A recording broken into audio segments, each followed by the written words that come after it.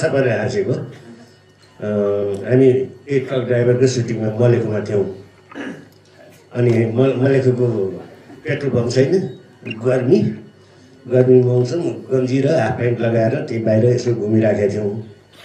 अनि अशोक शर्मा ऊ पनि त्यो थुर्मुस कट्टु लगाएर त्यो पेट्रोल पम्पमा मजाले दुईवटा हात बाँधेर उभिएर यताउता हेरिरहेको थियो फेरि शिवजीको एउटा कला कस्तो छ भनेदेखि त्यसरी कोही उभिया मान्छे देख्नु भने उहाँले गएर फुत कट्टु नाङ्गै बनाउने गरेर तानिदिनुहुन्छ यस्तोसँग तानिदिनु भयो अशोक नाङ्गै भयो अनि त्यहाँ 3टा नाइट बस रोकिराखेको थियो 3टा नाइट बसका मान्छेले अशोकलाई नाङ्गै देखे है त्यस्तो बेला पनि कसरी गर्नुभयो त्यो उहाँको एउटा त्यो लुगा समाउने कला छ कि औँठी त्यो औँलानो के छ इनर आउटर दुइटै एकैचोटि तानिदिनुहुन्छ कि त्यही सम्झेर हाँसिया हो कि के हो थाहा छैन बिर्सेँ मैले त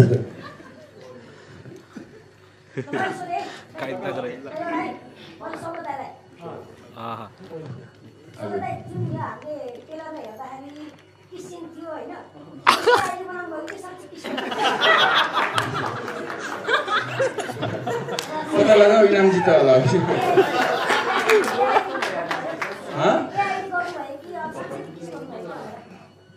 के होला त हामी के गरे मलाई एआई यो त फिल्म हेरेर पत्ता लगाउनुहोस् इनाम जित्नुहोस् भने जस्तै हुन्छ होला तर त्यस्तो पनि छैन होला एआई त्यस्तो गर्नुपर्ने त्यस्तो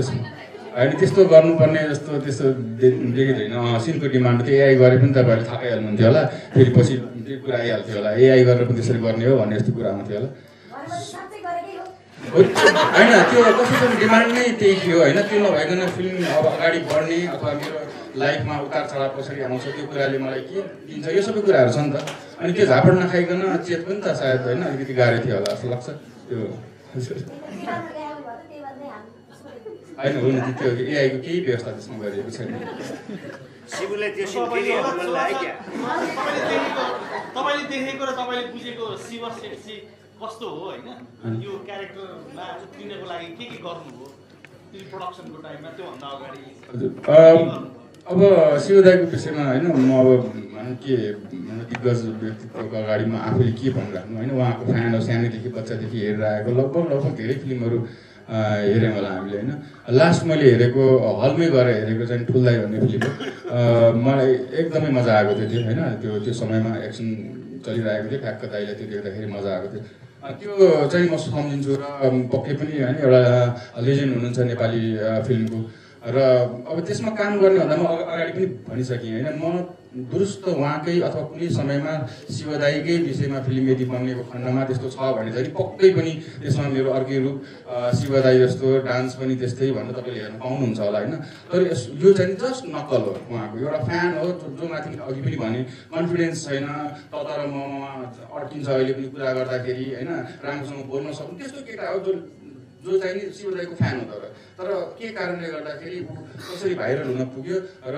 आफ्नो कमजोरीहरूलाई उसले कसरी चाहिँ ठिक गर्दै गयो भनौँ त्यो कुराहरू छ जस्तो लाग्छ त्यसकारण डिट्टो उहाँ जस्तो गर्नुपर्ने थिएन मलाई नआएकै ठिक हो किनभने गर्न कोसिस गरेको छ है भन्ने जस्तो मात्रै देखिनु मेरो उद्देश्य हो खासमा डिट्टो उहाँ कपडा लगाएको छ अलिकति जिउ छ त्यस्तै त्यो भन्नु त हुँदैन भन्ने जस्तो मान्छेहरू चाहिँ हुनु पऱ्यो हेर्दाखेरि पनि हुनु पऱ्यो तर अब त्यस्तो छैन होला थाहा छैन तर फिल चाहिँ हुनु पऱ्यो गरेर चाहिँ खोजिरहेको छ त्यति मात्रै हो जस्ट नक्कल हो शिवदाईको फ्यान हो होइन त्यस्तो ट्यालेन्टेड त्यस्तो डिट्टो डान्स गर्ने मान्छे होइन है त्यस्तो कोसिस थियो मेरो चाहिँ होइन र फिल्ममा पनि सायद त्यसरी नै तपाईँले देख्न पाउनुहुन्छ होला कोसिस गरिरहेछ अहिले है मिहिनेत गरिरहेछ मिहिनेतको कुरा आयो भन्नु चाहिँ तपाईँ त्यसरी बुझ्नुहुन्छ होला बिचमा उहाँको कामहरू न्युजहरू इन्टरभ्युजहरू पुरानो फिल्महरू चाहिँ कतिको हेर्नु भयो कि आफूले त्यो ल्याउनको लागि त्यो भन्यो अहिले पहिलादेखि नै अब त्यो त हेर्नै परिहाल्यो गीत 100 चोटि हेरियो होला त्योभन्दा बेसी हेरियो होला गीत होइन त्यो गीतहरू गर्दाखेरि उहाँको एनर्जी होइन सबै भन्नै पर्दैन उहाँको अनि त्यो सबै कुराहरू त हेऱ्यो उहाँको यही जुन एउटा हामीले हेऱ्यौँ त्यो नाम सुना था के भन्ने होइन त्यो त्यस्तो खालको थियो त्यो पनि इन्ट्रेस्टिङ लागेको थियो मलाई त्यो पनि फर्स्ट टाइम नै मैले निगमले भनेपछि मैले त्यो हेरेँ मैले चाहिँ त्यो चाहिँ थाहा थिएन त्यो चाहिँ त्यहाँसम्म पहुँच थिएन त्यो हाम्रो पुरै फिल्म नै छ कि थाहा छैन त्यो होइन पाकिस्तानी मुभी त्यो सिन हामीले कतिचोटि हेऱ्यौँ होला होइन उहाँको फिल्म त पहिलादेखि नै मैले लगभग कहीँ न कहीँबाट त फिल्म हेरिसकेको थिएँ धेरै जस्तो फिल्महरू भनेपछि त्यस्तो अप्ठ्यारो भएन र मैले तपाईँलाई पहिला पनि भनिसकेँ कि डिक्टो उहाँको निकाल्न थिएन मलाई त्यो एकदमै गलत हुने थियो होइन जस्ट एउटा कोसिस थियो भने जस्तो धेरै कमी कमजोरी छ है यसमा भन्ने देखिन आवश्यक छ कि त्यसमा भाइरल गोर्खेमा शिव दाइको फ्यान भए जस्तै तपाईँ रियलमा चाहिँ कसको फ्यान हुनुहुन्छ जस्तै मुभी इन्डस्ट्रीकै कसैको फ्यान हुनु पर्यो भने कसको फ्यान हुनुहुन्छ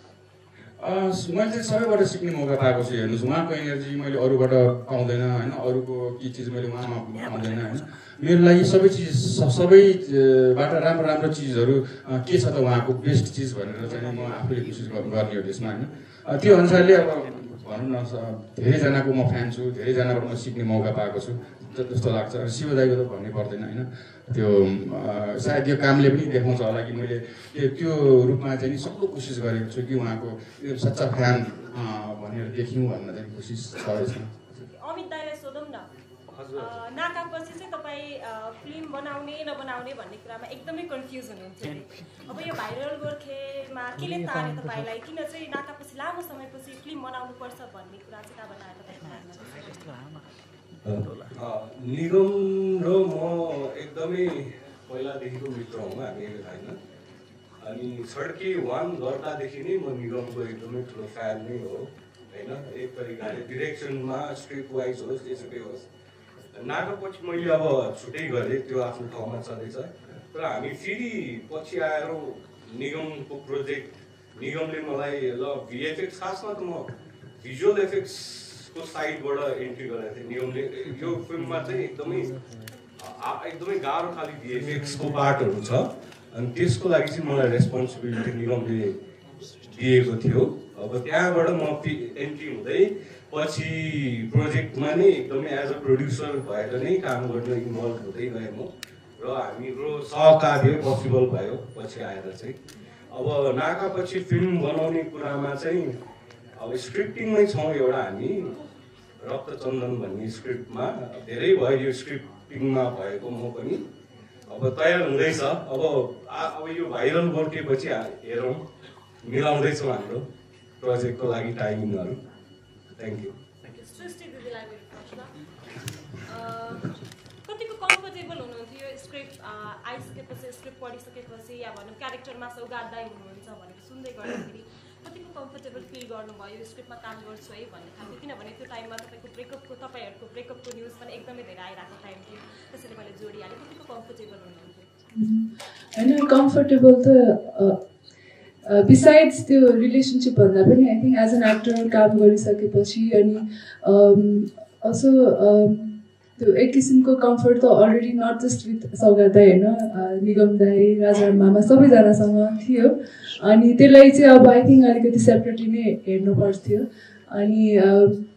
मोस्ट इम्पोर्टेन्टली चाहिँ नि यो स्टोरी राम्रो लागेर टिम राम्रो लागेर गरेको अनि मलाई पनि साँच्चीकै लाग्छ कि शिव श्रेष्ठ सरको जुन यो ट्रिब्युट जस्तो छ यो फिल्म त्यो चाहिँ उहाँले नै मात्रै गर्न सक्नुहुन्छ त्यस मैले पनि यहाँबाट साइडबाट हेरिरहँदाखेरि दुईजनाको साइड प्रोफाइल यस्तै देखिरहेको छु इभन भिजुअली फिजिकली पनि एउटै हुनुहुन्छ सो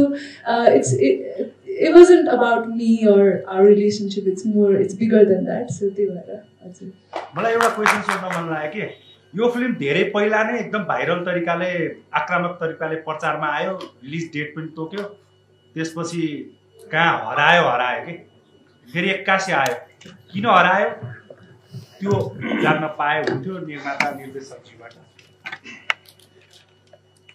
प्रवासीहरू सबैलाई हामी अर्को प्रोग्राममा पनि जानुपर्नेछ होइन त्यो कारणले गर्दाखेरि सबैलाई थ्याङ्क यू सो मच र अब भाइरल गोर्खेको थप कुराकानी हामी अरू भेटमा पनि गर्नेछौँ माघ 1 गतिबाट हालमा लाग्दैछ सबै थ्याङ्क यू सबभन्दा पहिले यहाँ उपस्थित हुनुभएका एउटा आदरणीय पत्रकार मित्रहरू कलाकार साथीहरू विशिष्ट व्यक्तित्वहरू दर्शकहरू र हामीसँग यहाँ उभिनुभएका अग्रज कलाकारहरू सबैलाई मेरो नमस्कार यो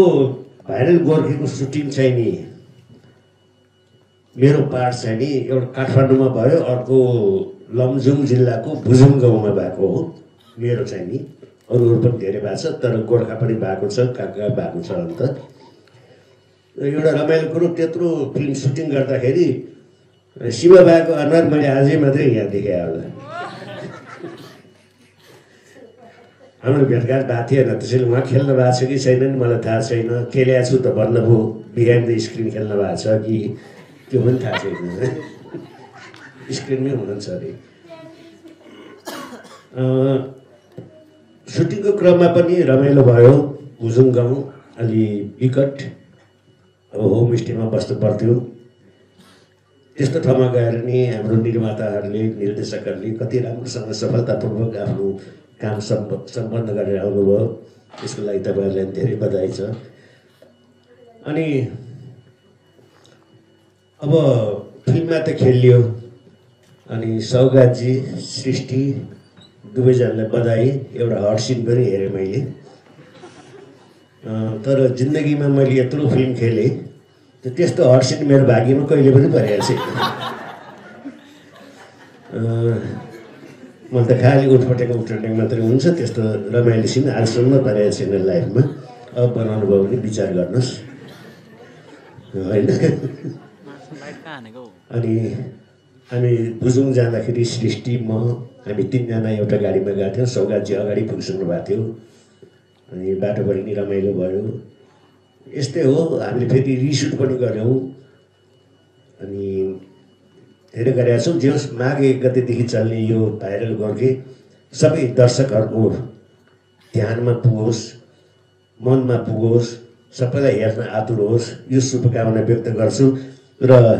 आज चाहिँ मेरो जम्मा 3 दिन मेरो बर्थडे हुन्छ। तिथिले 3 गते सिद्धियो, तारिखले हिजो थियो, गतेले आज मेरो birthday. Thank you so much, thank you, thank you, thank you, happy birthday, happy birthday. Thank you so much. अग्रज कलाकार आदरणीय दाई राजाराम पौडेलको जन्मदिनको उपलक्ष्यमा हामी सबैले एकपटक जोरदार ताली बजाएर उहाँलाई जन्मदिनको शुभकामना व्यक्त गरौँ। दाई यस्तै ऊर्जा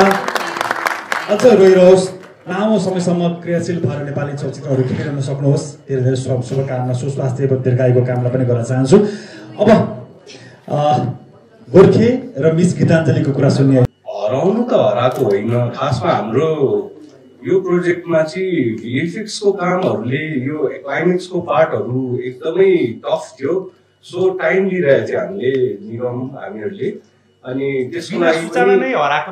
रिलिज डेट टोकेर पनि बिना। हजुर हजुर हो। त्यतिखेर अलिकति हामी फाइनेन्सियल साइडमा पनि अलिकति विक थियौँ, अनि त्यो भएर पनि अलिकति हाम्रो टाइम ड्युरेसन अलिकति लङ लियो होइन। अनि पछि चाहिँ हामीले अब साथीभाइहरू नै मिलेर फाइनेन्स साइड पनि हेल्प आउट गर्दै प्रोजेक्टमा इन गर्दै त्यसरी नै फेरि अनि स्टार्ट गऱ्यौँ कि हाम्रो सुट अलिकति बाँकी थियो। पहिला भुजुङमा लगभग हाम्रो 40-50% सकिसकेको थियो, अनि अलमोस्ट 60-70% सकिसकेको थियो। क्लाइमेक्सको पार्टहरू, यो काठमाडौँको पार्टहरू चाहिँ हामी अलिकति वेट गरेर नै खिचेका हौँ कि त्यसैले पनि अलिकति टाइम लाग्यो हाम्रो यो प्रोजेक्ट आउनको लागि। जस्तो पछिल्लो चरणमा चाहिँ नेपाली चलचित्र क्षेत्र पुस माघको चिसो जस्तै गरेर एकदम ठन्डा नै भएको छ होइन। अब भन्नुपर्दाखेरि व्यापार नै छैन, कुनै फिल्मले करोड नै कमाउनै सकिरहेका छैन। मानौ न एक बाई एक फ्लप भइरहेका छन्। यो बिचमा तपाईँले फिल्म ल्याउँदै हुनुहुन्छ, कतिको होप छ फिल्मले करोड कमाउँछ या त मार्केटमा आफ्नो स्थान कब्जा गर्छ? करोड कमाउने त्यो पैसा अब कमाए त एकदमै राम्रो हो, हामी एकदम पोजिटिभ नै छौँ त्योमा। फिल्म राम्रो बनाएको छौँ अहिले हामीले। एउटा एन्टरटेनिङ, फ्यामिली एन्टरटेनिङ छ, कमेडी फिल्म जनर हो। अहिले अब सबै इमोसनल साइडको फिल्महरू एकदमै चलिरहेको छ। त्यो बिचमा हाम्रो एउटा कमेडी जनर, ड्रामा जनरको एउटा प्रोजेक्ट आउँदैछ। हामीलाई आशा चाहिँ छ एकदमै। अब बाँकी कुरा चाहिँ फिल्म हलमा आइसकेपछि नै थाहा होला। Thank you.